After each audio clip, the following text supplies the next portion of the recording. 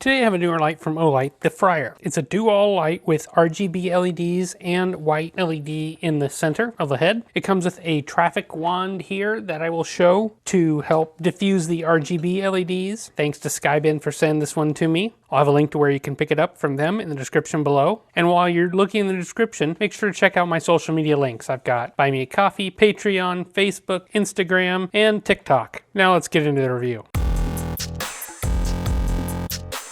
No surprises here. Olight once again has the best high quality packaging job in the production flashlight world. Got a nice magnetic closure here. Inside you've got warnings on how to enable the light and charge it. Front of the box shows the light in a nice glossy photo.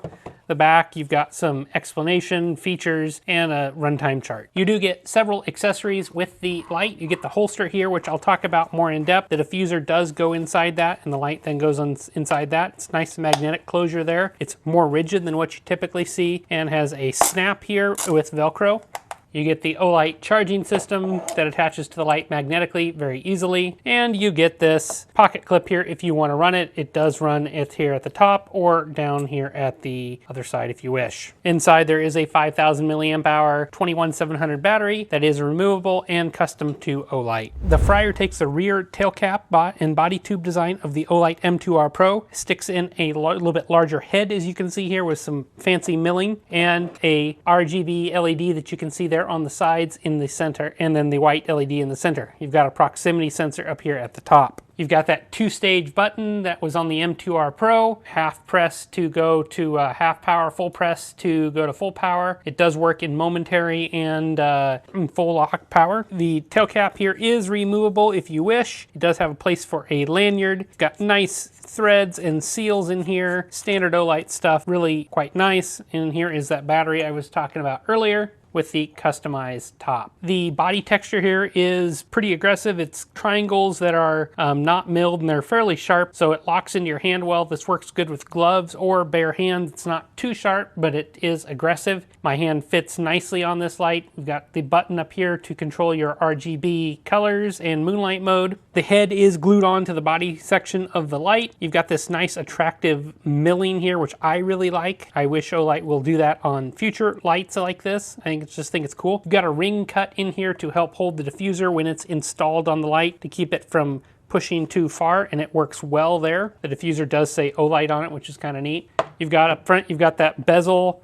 The light does spill out from the sides, which some people will like, no problem. Then here up at the front, you've got that plastic TIR style optic with 3 cutouts in it for your different colors of LED. And then at the bottom here, you've got that proximity sensor. As mentioned before, the light here does come with this holster. It is a pretty nice holster, nicer than what we've seen in the past. It's a little more rigid. And this holster is designed to work with the diffuser in there. So you install it, the diffuser and the light, and then it all snaps and keeps everything safe and secure. You can put the light in without the diffuser, but in doing that, it will rattle around some. It's just not a great fit. So use it with the diffuser. There is a lanyard attachment point here at the rear, but one is not included. You do have a pocket clip here, which you could use this as like an EDC or something if you wanted to. It attaches, it's that dual direction clip Olight's been known for, it, but just a little bit larger. Due to that head size though, I don't think this is gonna be that EDC light. See it being used as a headlamp either, just because of the weight of the light, but you could. For me, the clip's probably gonna stay in the box on this one. I measured the length at 136.5 millimeters, diameter at 26.72. Maximum diameter on the head is 40.3 millimeters, and weight of the light and battery is 190.8, and the traffic cone adds 34.9 grams and about 124 millimeters in length. So let's talk about the LED that's in this light here. Olight doesn't specify which LED is used here, only that it's 6500 Kelvin. By looking at it though, my guess is that it's an SST40. Mine has a little bit of green tinge on it on the lower outputs, which isn't uncommon with SST40s. On higher power, that's less noticeable. The beam profile is here a bit compromised though, due to that 3 emitter for the RGB in here, and I can kind of show you what it looks like. So you've got red, green, and blue. So you've got red coming out of that one there, green, and then blue. Hard to see with on camera. The night shots will do a better job here. The white beam is compromised because of that a little bit. It's a little bit more square than what a traditional flashlight has. You don't really notice it over about 20 feet though. The RGB LEDs also produce beam profiles that are far from round. The bezel does show in the light as kind of a hard cutoff, and you can see why that is by looking at the design here. That's common with all lights like this. With the traffic cone installed though, that works better,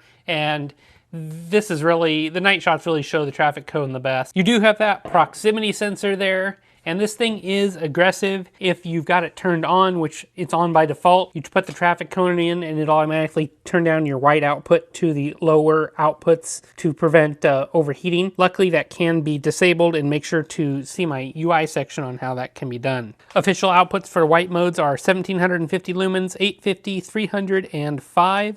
Red is rated for 30 lumens, green for 60 lumens, 25 for blue. In my opinion, red is quite bright, and it works great for the traffic wand, but is too bright to preserve your night vision or work on something close like reading a map. Okay, here is the Olight Freyr, and we're gonna start with the RGB modes with the dome off. So this is just what the beam looks like.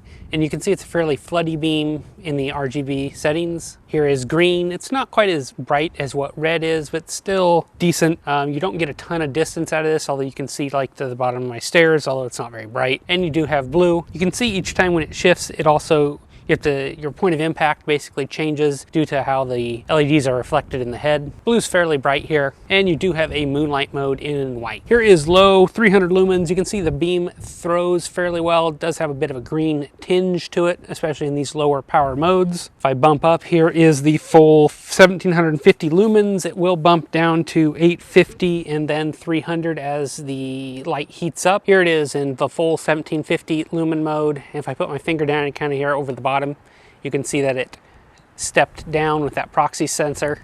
If I remove it, it comes up in full power. This is configurable in the UI. You can disable that. So here it is with the low power mode in white. This is medium, 300 lumens. It's pretty bright.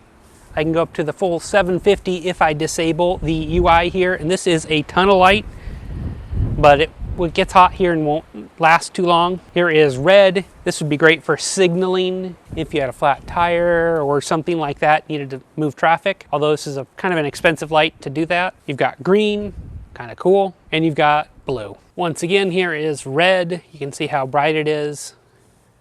Green, blue,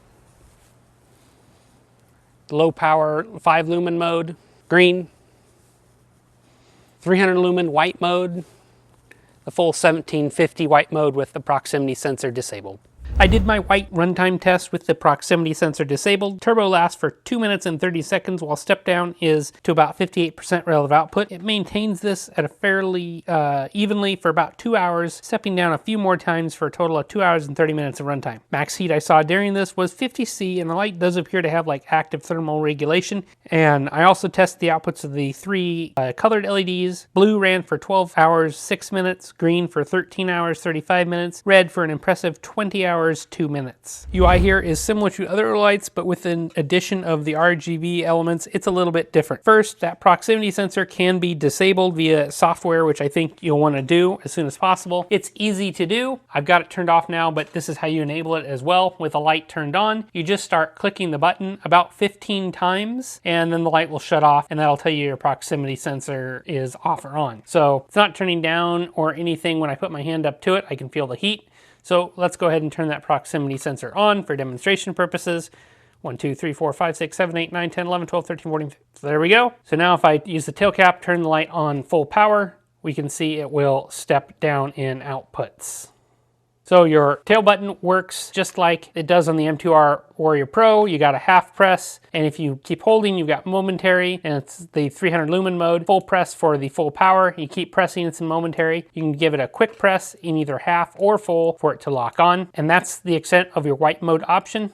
You can press and hold from off, and you get the moonlight mode, which here is 5 lumens. You can single press the button and then cycle through your RGB colors, of which your moonlight mode is one of those. So you've got red, green, blue, and moonlight mode. Single press to turn off. Recharging is accomplished via Olight's magnetic charging system here. This is the 1A charger with the red base. It'll charge at 1 amp, 1.5, or 2 amps depending on the light and battery combination you're using. It's super easy to use. It just magnetically attaches. This little bit here turns red and green when charged. It's that simple. Charging from a 2 amp power source, the 5,000 milliamp hour battery charged to in 4 hours, 75 minutes. a little bit slow, but reasonable. And my graph isn't complete here due to those drops of 0 that messes up my charging system. Max charge rate I saw was 1.85 amps. So the pros for me, I really like that twist milling on the head. I think it's attractive. It's something a little bit different than not a lot of lights are doing. For me, this is a great size in the hand. It's got an easy UI that's similar to other Olights, but different with the RGB settings. And you can disable that proxy sensor via software, which is maybe the best feature. The cons are that RGB LEDs compromises the beam profile a bit. That proxy sensor is aggressive if it's left on. Luckily, you can disable it. There's no glass lens on top of the plastic here, and you've got to use that traffic cone inside the holster to get a secured fit. My conclusion on the Olight Freyr is that it was advertised as a dual light, but I'm not sure that I agree. The RGB LEDs and the reflector kind of spoil the white beam a bit and make compromises in their own colors. You also don't have a lot of white setting modes here. It's a bit of a compromised light in my opinion. While the traffic cone works well, it's an expensive light if you're just going to use it for traffic use. Diffusers typically don't cost that much on other lights. If you were in law enforcement and needed a traffic cone or a bright light that you didn't need at lower powers, this might be a good fit. But for general use, hunting, camping, I think there are probably better options for that general purpose light. Red here is too bright to preserve night vision on its own. Green and blue could be useful for blood tracking though. White is cool whites and that's not really surprising, but overall the package is a little bit hard for me to fully recommend unless you have special use case scenarios. That said, I do really like the look of the milling on the head, and I'm thankful for that proximity sensor can be disabled.